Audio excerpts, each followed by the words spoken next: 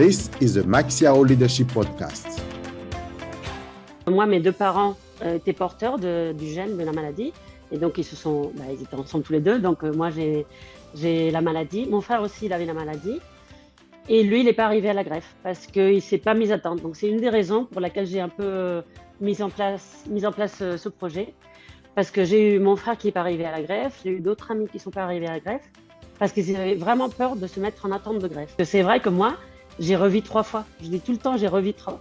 Je suis là grâce à 2 personnes qui ont fait sa donation des poumons, enfin 2 familles plutôt, parce que il était mort, donc je ne sais pas s'il voulait ou il ne voulait pas. Et je pense qu'il y a toujours une opportunité de vie. Donc même si on est mal, il y a toujours quelque chose qui attend et la vie, elle est toujours là. Tu peux toujours être déprimé et faire un petit tour et ça va mieux. Donc la vie, elle est toujours là. Bien, mal, il pleut pas, il y a toujours la vie. Et aussi faire connaître ce qu'est la greffe. Parce que toi, tu as été intéressé, mais tout le monde connaît les greffes et se dit « Ah, c'est un miracle ». Mais si on ne connaît pas comment ça marche, si on n'est pas intéressé à ce que c'est, ou à me voir, moi mes patients, enfin mes clients, ils sont enchantés parce que je suis en forme. Et eux, ils sont avec oxygène. Donc voir quelqu'un qui a passé cette épreuve, je pense que c'est ça qui fait que tout le monde soit un peu intéressé. My guest today is an exceptional leader with a unique life story and a mission that is life-changing for the people she serves. As a child, Irene Nevado was diagnosed with cystic fibrosis, a genetic condition in which the lungs and the digestive system become clogged with thick, sticky mucus. When Irene was born 42 years ago, the life expectancy of someone with cystic fibrosis was just 15 years. Today, thanks to new treatments, a child born with the condition can expect to live past age 45. People with cystic fibrosis may also need a transplant. And Irene has had full transplant of her lungs, not just once, but twice. In this interview, she shares her story and her latest project, La Vida Espera, or Life Awaits. With La Vida Espera, Irene would like to raise awareness and help build centers around the world to help people who are awaiting transplant be better prepared physically and mentally for their operation and life after their transplant. The interview with Irene was conducted in French and is available with English subtitles on YouTube. Bienvenue au Maxiao Leadership Podcast. Mon invité aujourd'hui est un leader d'exception avec une histoire de vie unique et une mission qui change la vie des personnes qu'elle aide. Irene Nevado souffre de mucoviscidose, une maladie génétique qui attaque les poumons et le système digestif. Quand Irene naissait, il y a de cela 42 ans, l'espérance de vie d'une personne atteinte de mucoviscidose n'était que de 15 ans. Aujourd'hui, grâce aux nouveaux traitements, un enfant né avec la maladie peut espérer vivre au-delà de 45 ans. Les personnes atteintes de mucoviscidose peuvent également avoir besoin d'une greffe. Et Irene a subi une greffe complète de ses poumons, non pas une, mais 2 fois, en 2008 et en 2019. Dans cette interview, elle nous parle de son histoire et de son dernier projet, La Vida Espera, ou La Vie Attend. Avec La Vida Espera, Irene souhaite sensibiliser et aider à construire des centres à travers le monde pour aider les personnes en attente de greffe afin de les aider à mieux se préparer physiquement et mentalement pour leur opération et pour la vie après leur greffe. Sans plus attendre, je vous invite à accueillir Irene Nevado.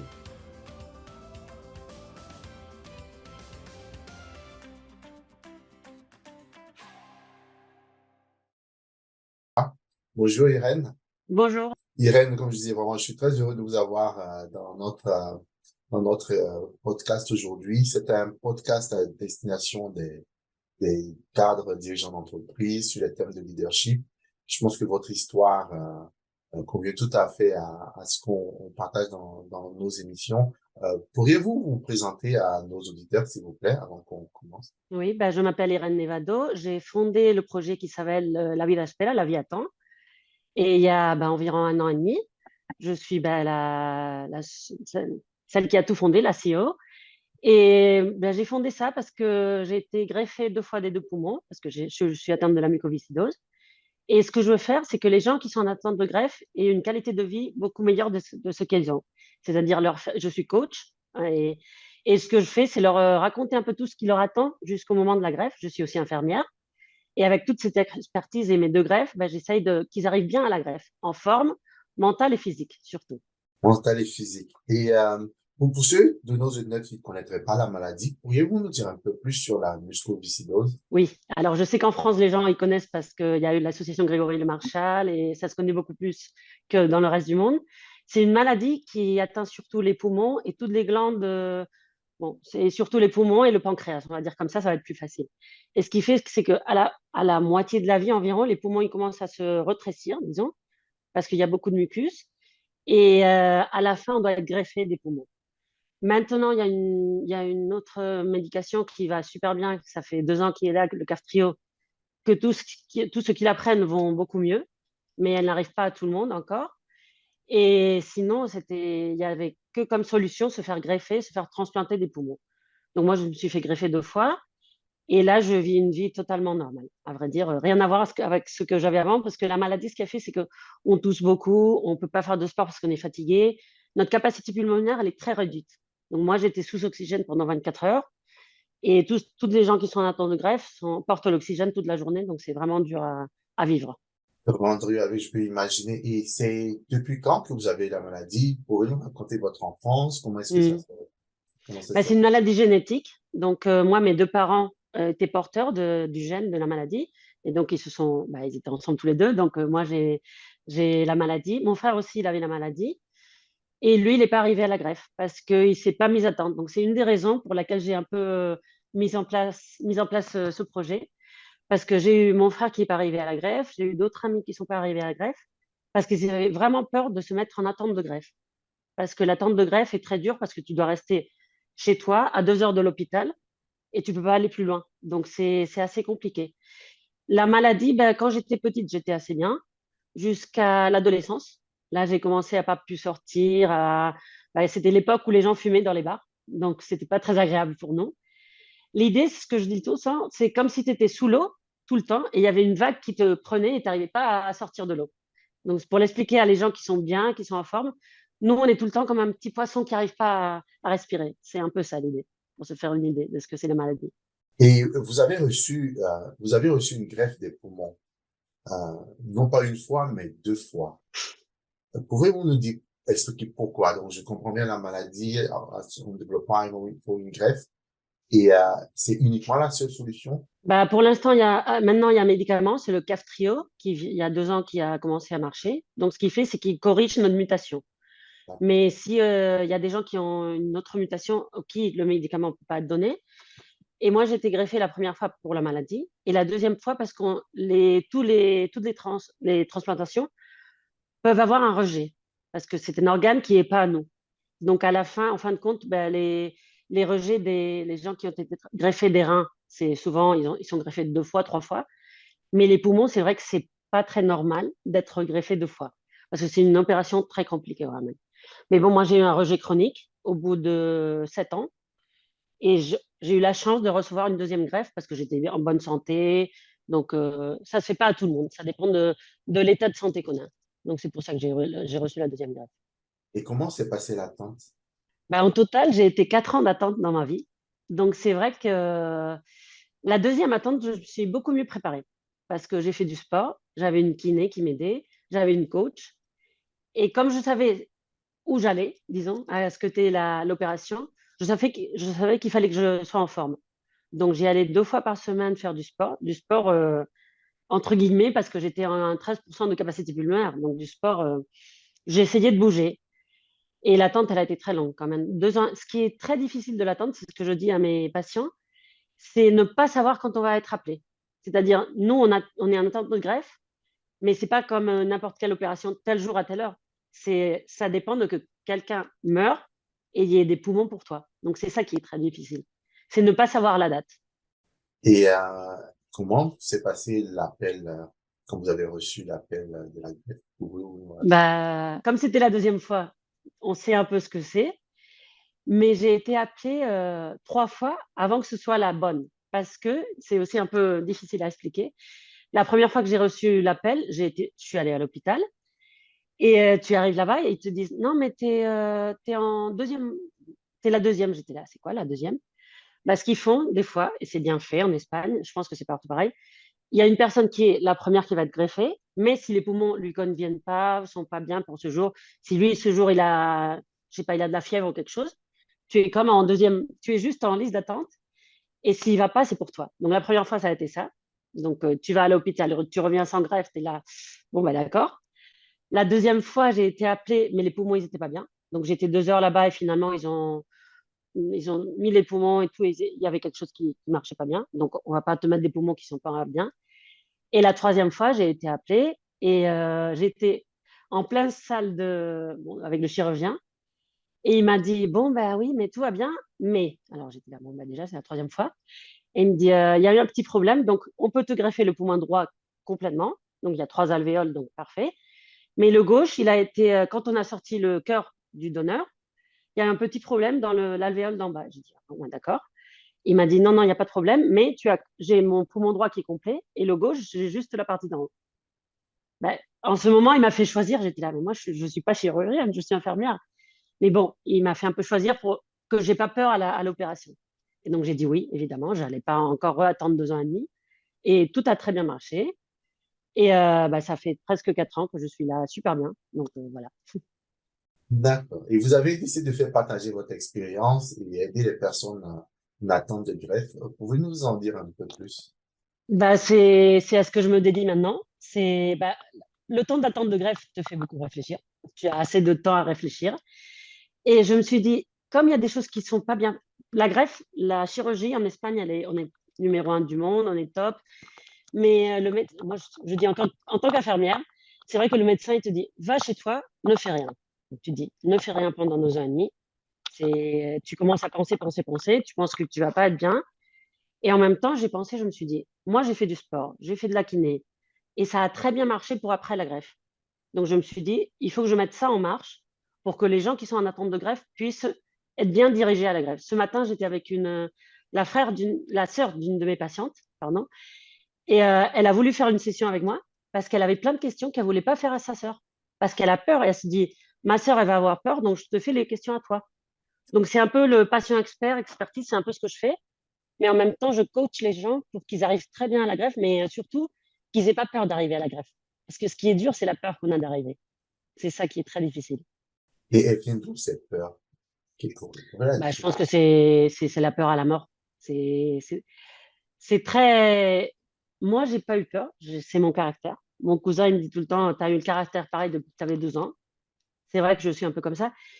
Et en même temps, quand tu es dans une situation aussi difficile, que tu es avec oxygène, tu peux pas faire 3 pas, c'est ça ou mourir. Donc tu te dis, bah, je vais à ça.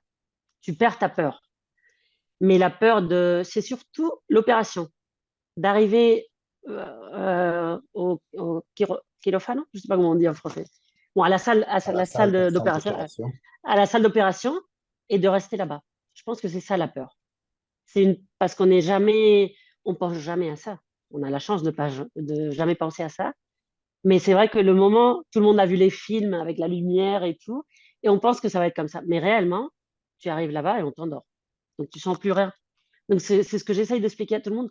Pour n'importe quelle opération sérieuse, les cancers ou les trucs comme ça, tu vas arriver là-bas et c'est la main du chirurgien, c'est pas toi. Toi, tu es avant à travailler, travailler et après. Parce qu'après, il faut travailler aussi.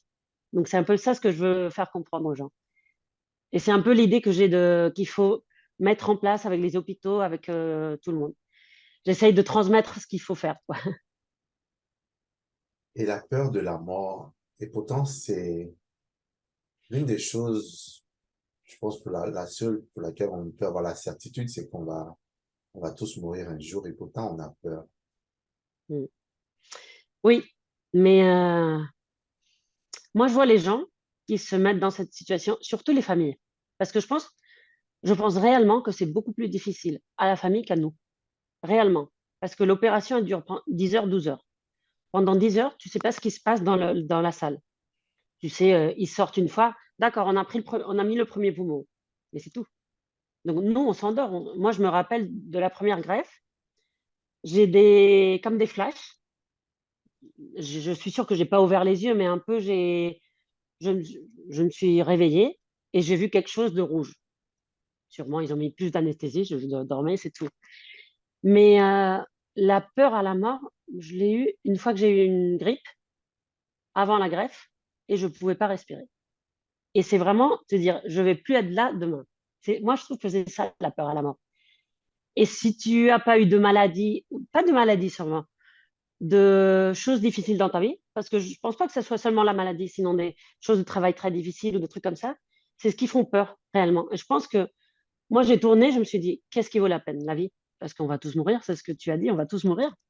Donc réellement, faut profiter, hein. Moi, je pense que c'est ça. Et vous avez choisi d'appeler votre organisation La Vida Expira. La vie attend.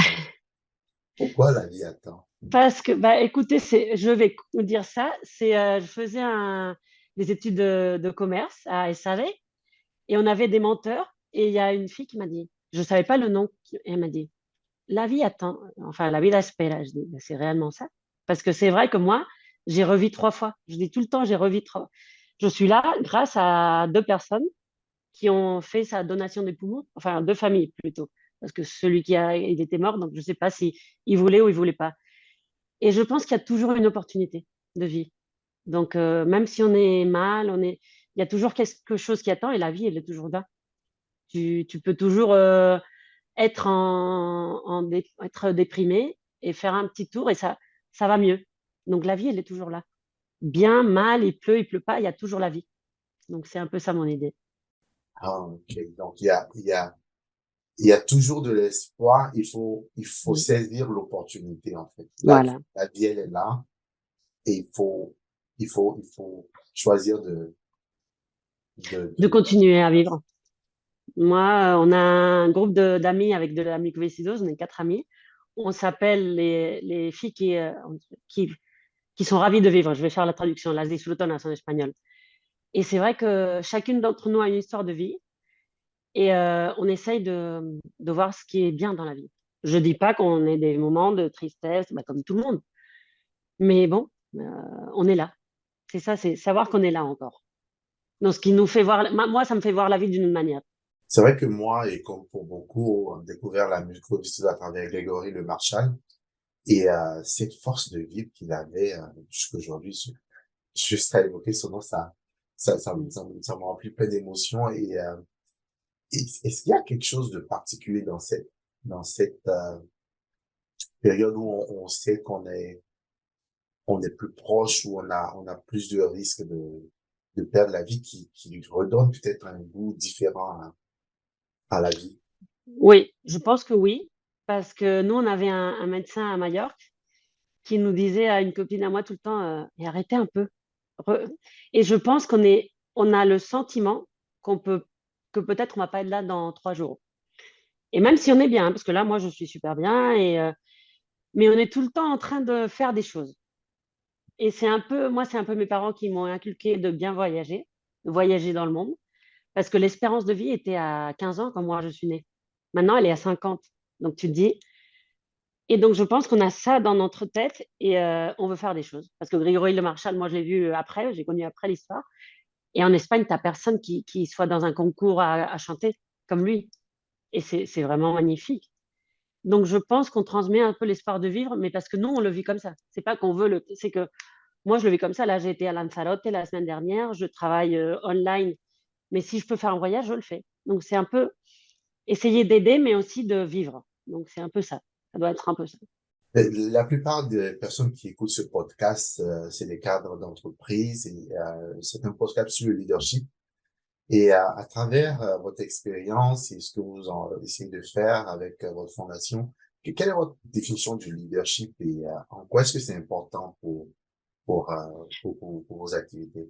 Alors moi, j'apprends surtout, il y a un an, quand j'ai fait l'école de commerce, la SAV, et j'ai appris des choses que je faisais pas. Parce que moi, j'ai l'expérience de vie, je veux vivre, mais aussi, il faut savoir le transmettre. Et c'est ça que je pense qui est très difficile quand on a une propre entreprise. C'est parce que moi, je raconte ma vie parfait, mais je dois faire comprendre à d'autres entrepreneurs, d'autres leaderships, ce que je veux faire. Et là, c'est le moment de, moi, je trouve que c'est contacter avec les gens qui est difficile et savoir lire. Ça, avec le coaching, j'apprends à le faire aussi. Lire ce que l'autre veut. Et bien, parce que moi, je peux raconter, oui, mon histoire de vivre et tout. Oui, oui, mais moi, je suis un cadre d'hôpital et ça ne m'intéresse pas. Bon, ben, d'accord, moi, je dois te dire, bah, alors tu vas avoir moins d'argent à gaspiller à des malades à mucoviscidose s'ils sont bien traités avant. Tu vois, c'est un peu. Donc, je pense que avec ce que je fais, mais avec ce que tu fais, avec chacun sait comment y faire. Mais moi, j'apprends. Hein. J'apprends encore parce que j'avais du mal à faire un peu de leadership. Parce que c'est vrai que c'est pas facile. Il faut bien lire les gens. Je pense que c'est un peu ça.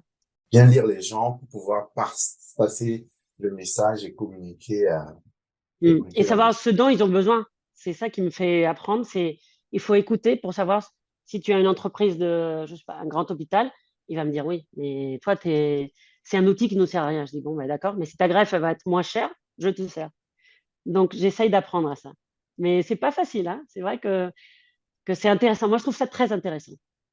C'est la communication entre les gens, je trouve que c'est très, très intéressant. Une autre qualité, une des qualités, je pense, de tout leader et dans le chemin qu'on parcourt, c'est la résilience. Et votre histoire a ressorti beaucoup de résilience. Comment est-ce que vous pensez qu'on peut développer cette qualité de Mm. résilience? C'est pas pareil, la résilience dans la vie pour continuer à vivre, ce qui est, on est là, que celle des entreprises et tout. Mais je pense que moi, je suis en français, en espagnol, c'est tenace. Je poursuis, mais La j'ai une ténacité. idée, la ténacité. Je pense que quand on fait de l'entrepreneuriat, il faut être il faut avoir de la ténacité parce que bah, tu as tout le temps des gens qui te disent que non. Et c'est aussi croire dans ton projet. Moi, c'est vraiment ma vie, mais je me suis dédiée à ça. Et je pense que c'est important de ce que je fais. Donc, j'ai une passion pour ce que je fais et je pense que c'est vraiment, ça peut aider des gens. Et j'y crois. Mais si tu crois pas à ce que tu fais, je pense que c'est très difficile à défendre et très difficile à le transmettre aux gens. Donc, tu auras beaucoup de non et beaucoup de gens qui vont te dire non parce que ça, c'est pas mon intérêt, c'est pas mon. Mais te dire, bon, bah, si je vais pas de ce côté, je vais d'un autre. Moi, là, je suis à ce moment, je me suis dit, bah, j'ai eu les trophées parfaits, maintenant, qu'est-ce que je fais? Et je reprends, je me dis, bon, bah, je suis là, je vais à cet hôpital ou je vais à Air Liquide ou n'importe quelle grande entreprise. Donc, j'essaye de chercher les voies pour arriver où je veux, quoi. Mm, La ténacité, ne pas abandonner, continuer mm, mm, se croire au projet.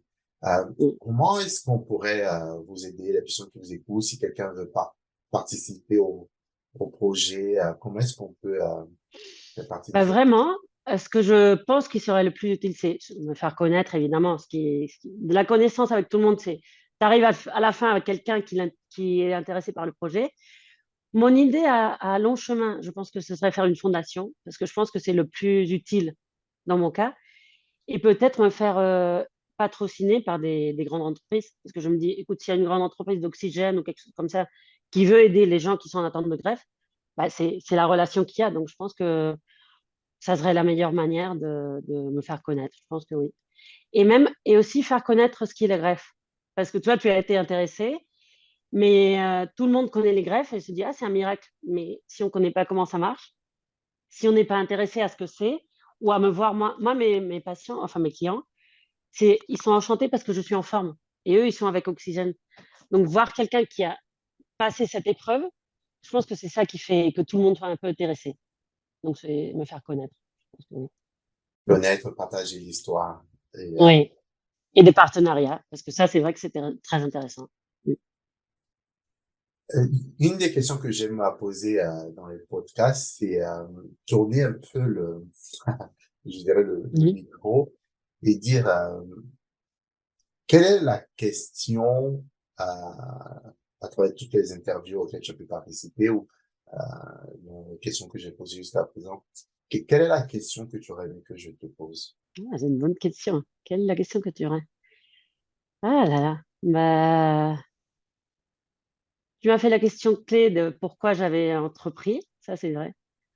Mm, mm. Mais plutôt, euh, je sais pas, j'allais dire pourquoi j'ai pas peur à la mort. Ça, c'est une question qu'on me fait pas souvent. Parce que tu m'as fait un peu la question, mais c'est une question qui fait peur quand je la réponds. C'est vrai que parce que je pense que les gens ont peur à la mort et moi, j'ai pas peur à la mort. Pourquoi? J'y ai pensé souvent, mais parce que je pense que je veux vivre. Qu'il y a beaucoup de choses à faire avant de mourir. Donc c'est ça et j'essaye de dire, c'est la seule raison pour laquelle j'ai beaucoup de choses à faire. Donc j'ai pas envie de mourir. Voilà. Beaucoup de choses à faire avant de mourir. Oui. C'est quoi les trois plus importantes? Hmm. Revivre à la mer. J'habitais à Majorque et je veux revivre à côté de la mer. Moi, je pense que ça me donne beaucoup d'énergie. J'adore nager, donc oui.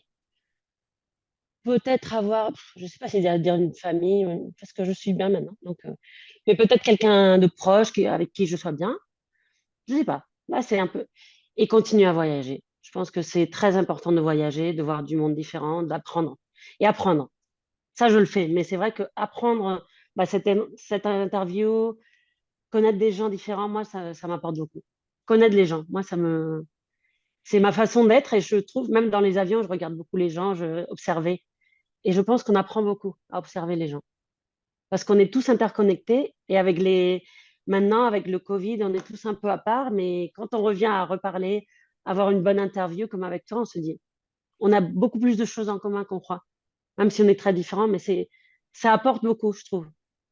C'est ça. Absolument. Absolument. Et en termes de lecture, s'il y avait trois ouvrages à recommander, quels seraient-ils? Alors, je sais pas, Les liaisons dangereuses, j'adore. Je trouve que c'est un grand livre. J'ai lu il y a longtemps, mais il y a aussi de Gabriel García Márquez, c'est Cien años de soledad, Cent années de solitude, je pense que c'est pas pareil. Et un troisième, Tout le bleu du ciel, je ne sais pas si vous l'avez lu, c'est je me rappelle plus l'auteur. Bon, je le chercherai, Tout le bleu du ciel. J'ai dit ça comme ça vite fait. Il est fantastique ce livre. Je l'ai connu l'année dernière. C'est ma meilleure copine qui me l'a offert, mais bouleversant. Donc moi, c'est plutôt les livres qui me. Et Les liaisons dangereuses, je l'ai lu à 16 ans, je crois. Mais vraiment, je peux le relire 2, 3 fois par an. Je pense que c'est un bon livre. Plus que le film. Non, le livre. Là, on arrive à peu près à la fin de notre entretien aujourd'hui. Quel dernier message vous aurez pour les leaders qui nous écoutent aujourd'hui? Vous aviez un message. Oui, un message pour les leaders ou pour les gens qui commencent ou qui. C'est ouvrir un peu les yeux. Je ne sais pas comment dire en espagnol quand on est comme ça. On regarde que notre cadre, disons, de moi, je peux regarder que les infirmiers. Mais là, on s'est retrouvés, je trouve des choses intéressantes. Je vois sur LinkedIn des gens qui font des trucs d'énergie. Donc, je me dis, il y a tout le temps des connexions. On s'en rend pas compte, mais c'est un peu voir les connexions qui peuvent, je ne sais pas, qu'on peut avoir. Et peut-être que c'est improbable, mais des fois, il y a des choses très intéressantes. Donc, oui, c'est un peu avoir un peu la mira, je ne sais pas comment on dit, plus ouvert. Être plus ouvert de. Oui, Être plus ouvert d'esprit. oui, voilà. J'arrivais pas à le dire. Je pense Absolument. que c'est important pour le leader. Je pense que oui, parce que des fois, on est très, très à notre cadre, à notre entreprise, et on voit d'autres choses et ça nous fait. Moi, je vois ça quand on est coach. Et quand moi, je raconte mon histoire, tu vois les gens qui. Je dis, bah, c'est une histoire différente. Mais toi, c'est sûr que tu as une histoire aussi différente et aussi intéressante. Donc, je me dis, moi, je me raconte mon histoire, mais peut-être que toi, tu me racontes, je suis de Côte d'Ivoire, j'ai eu ma famille qui a eu ça. Et moi, ça me paraît intéressant aussi.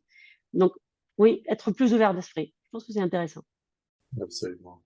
Et là, la dernière expérience avec le HUP, qu'est-ce qui t'a le plus marqué dans cette expérience?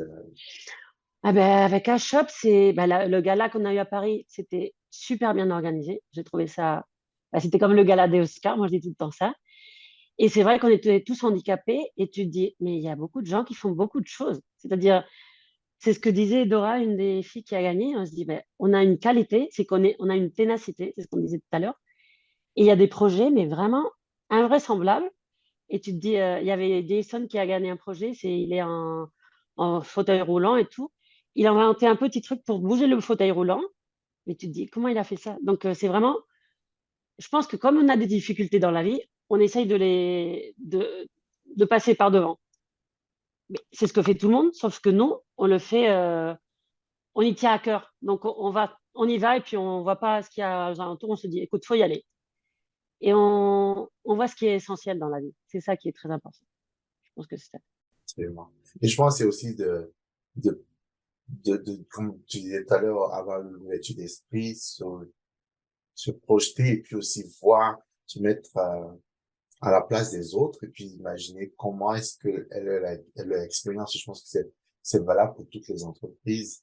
Moi, je travaille pour une entreprise d'ascenseur. Je me souviens, dans ce podcast, j'avais reçu un champion paralympique américain qui est aveugle.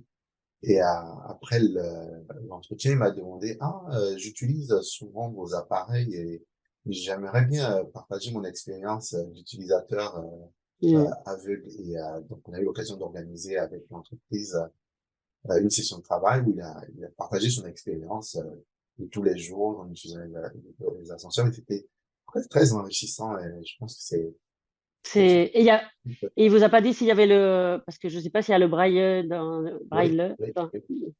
C'est vrai que nous, quand on a le prix que j'ai de Hachop, il est aussi écrit ça m'a fait très plaisir parce qu'il est en braille. Et tu te dis, c'est bien pensé.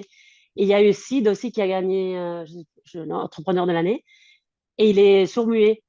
Et donc, il a un restaurant pour sourds-muets que tout le monde peut y aller et tu peux te communiquer normal, mais ils t'apprennent à faire des gestes. Tu te dis, écoute, c'est très bien pensé.